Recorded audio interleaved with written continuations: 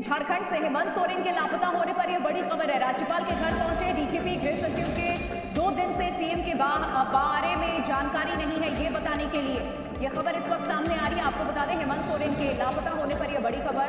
48 घंटे का वक्त हो चुका है, कोई अता पता नहीं है झारखंड के मुख्यमंत्री हैं कहाँ। राज्यपाल के घर पहुंचे हैं इस वक्त डीजीपी और गृह सचिव। 2 दिन से सीएम के बारे में जानकारी नहीं। जब आप लोग स्कूल में पढ़ते थे उस समय पे हिंदी की किताब में क्या ऐसी कोई कहानी थी जिसमें ये कहावत थी, अंधेर नगरी चौपट राजा, टके शेर भाजी टके शेर खाजा। अगर आपकी किताब में ऐसी कोई कहानी थी तो कमेंट करके जरूर बताना, क्योंकि मेरे किताब में तो ऐसा एक कहानी था जिसमें एक राजा के बारे में बताया गया था। अभी जब मैं ये वीडियो रिकॉर्ड कर रहा हूँ, इस समय तक अभी तक झारखंड के चीफ मिनिस्टर है उनका कोई अता पता नहीं है। और ये सोचने वाली बात है कि अगर किसी स्टेट का चीफ मिनिस्टर ही पिछले 48 घंटों से लापता है तो भाई वहां की जनता का क्या होगा। किसी को पता ही नहीं है कि झारखंड के चीफ मिनिस्टर हेमंत सोरेन आखिर है कहाँ।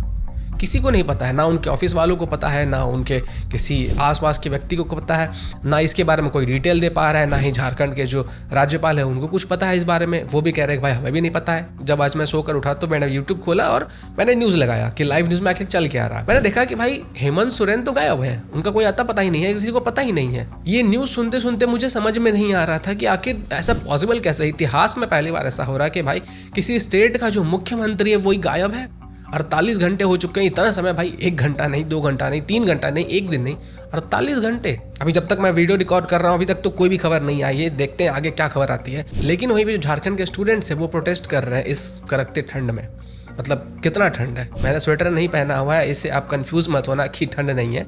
मैंने ब्लोअर ऑन किया हुआ है इसलिए मैं स्वेटर नहीं पहना हुआ हूँ। अभी झारखंड में करीबन 10 से 15 डिग्री के बीच में टेम्परेचर है और रात में ये टेम्परेचर 9 डिग्री तक भी पहुँच जाता है। और इस कड़कड़ाती हुई ठंड में भाई झारखंड के स्टूडेंट्स सड़क के ऊपर प्रोटेस्ट कर रहे थे। क्यों?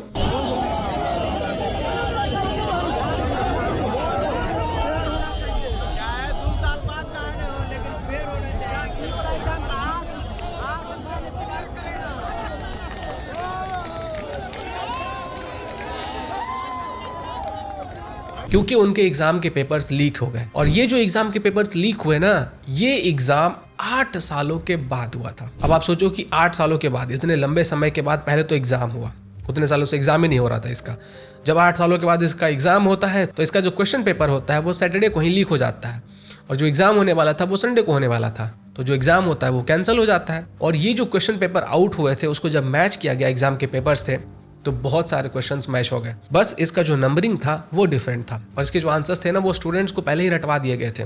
और इसमें एक पूरा नेक्सस सामने आया जिसमें बिहार के बहुत सारे लोग भी इन्वॉल्व हैं। मतलब एक पूरा माफिया इन्वॉल्व है जिन्होंने पहले एग्जाम के पेपर को लीक किया। एक रात पहले स्टूडेंट्स को अलग अलग जगहों पर बिठा के उनको आंसर शीट दिया, उनको आंसर रटवाए, जिसके बाद वो लोग जाकर एग्जाम देते हैं। लेकिन बाद में पकड़ा जाता है कि ये जो एग्जाम है इसका तो पेपर आउट हो चुका है, तो इस एग्जाम को कैंसिल कर दिया जाता है। और झारखंड के सीएम है वो तो लापता ही है, उनकी तरफ से कोई बयान ही नहीं आया था अभी तक। अब आप सोचिए कि वो सारे स्टूडेंट्स हो कि इतने समय से मेहनत कर रहे होंगे, पढ़ाई कर रहे होंगे, प्रिपरेशन कर रहे होंगे, अपना रिवीजन कर रहे होंगे कि एग्जाम देना, एग्जाम का डेट आ चुका है। एग्जाम के समय पे क्या होता है, एग्जाम के बाद पेपर कैंसिल हो जाता है। अब इन बच्चों का जो मेहनत है वो कहाँ जाएगा? यहाँ पे बीच में किसको फायदा हो रहा है? ये जो पूरा माफिया है जो क्वेश्चन आउट करते हैं उनको। और किनको फायदा हो रहा है? वो बच्चे जिनके पास पैसा है। जो गरीब है उनका तो लॉस ही लॉस है हर जगह। जो अमीर है, जिनके पास पैसा है, उनको फायदा हो रहा है। क्यों भाई? क्योंकि उनके पास तो क्वेश्चंस पहले ही आ जाते हैं। अच्छा खासा अमाउंट पे करने के बाद इनके पास क्वेश्चंस पहले आ जाता है, रात भर इनको आंसर रटाया जाता है और फिर एग्जाम में जाकर ये लोग लिख देते हैं। हेमंत सोरेन जी ने खुद कहा था कि अब से जो भी एग्जाम होगा उसमें अगर कोई पेपर लीक होता है तो इसमें जो लोग भी इन्वॉल्व होंगे उनको मैं 10 साल तक के लिए जेल में भेज दूंगा। पहले तो जो भी वैकेंसी निकलता था, सभी वैकेंसी का कोई ना कोई क्वेश्चन पेपर लीक हो जाता है और रिजल्ट प्रकाशित नहीं होता है। अब हम कानून ऐसा बनाने जा रहे हैं कि जो रिजल्ट आउट करेगा उसको हम 10 साल के लिए जेल में डाल देंगे। बट मुझे ये समझ में नहीं आ रहा है कि हेमंत सोरेन जी जो कि खुद ईडी को अपना बयान नहीं दे पा रहे हैं लैंड स्कैम में, वो बच्चों के भविष्य को कैसे उज्जवल कर पाएंगे? वो उन लोगों को कैसे पकड़ पाएंगे कि जिन लोगों ने इस पूरे एग्जाम को के क्वेश्चन को लीक किया? अभी जो लैंड स्कैम है ये आखिर है क्या? और ईडी आखिर झारखंड के चीफ मिनिस्टर हेमंत सोरेन के पीछे पड़ी क्यों हुई है, ये भी बता देता हूँ, जिसके बारे में पब्लिक में उतना इन्फॉर्मेशन तो नहीं है, बट जहाँ तक मैं पता कर पाया ये बताया गया है कि एक बहुत बड़ा स्कैम चल रहा है लैंड को लेकर, और इस लैंड को लेकर जो स्कैम हुआ है इसमें कुछ लोगों की गिरफ्तारी हुई है, और ये जो लोग हैं ना इन्होंने नाम लिया है चीफ मिनिस्टर हेमंत सोरेन का कि वो भी इस लैंड स्कैम में शामिल है, और इस कारण से हेमंत सोरेन को बार बार ईडी समन कर रही थी। ईडी के 9 बार बुलाने के बाद भी अभी तक हेमंत सोरेन ईडी के सामने नहीं आए हैं, अपना बयान उन्होंने दर्ज नहीं किया है। अब जब झारखंड के चीफ मिनिस्टर खुद ईडी के सामने हाजिर नहीं हो रहे हैं, अपना बयान दर्ज नहीं कर रहे हैं, तो झारखंड के जो स्टूडेंट्स हैं और झारखंड के जो लोग हैं वो क्या ही विश्वास कर लें जो हेमंत सोरेन है वो इनको न्याय दिलाएंगे, जो हेमंत सोरेन है वो इनको एम्प्लॉयमेंट दिलाएंगे,